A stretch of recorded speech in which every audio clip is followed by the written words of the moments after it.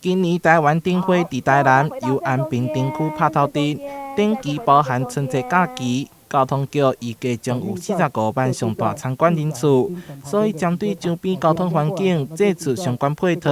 我们在安平灯区的周边道路，譬如像安义路，包含安义桥，还有庆平路、光州路、运河路等部分路段，我们实施了行人徒步区的一个管制。那管制的时间在周一到周四是下午的1点到晚上的24点。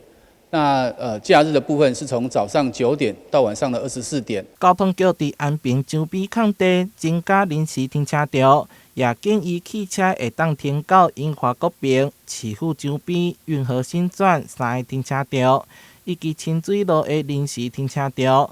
机车会当骑到安义路，加起来汽车有6000架停车位，机车有7000架停车位。不要开车过来的话，我们也欢迎各位可以坐我们的台铁或者是说国道客运到我们的台南转运站。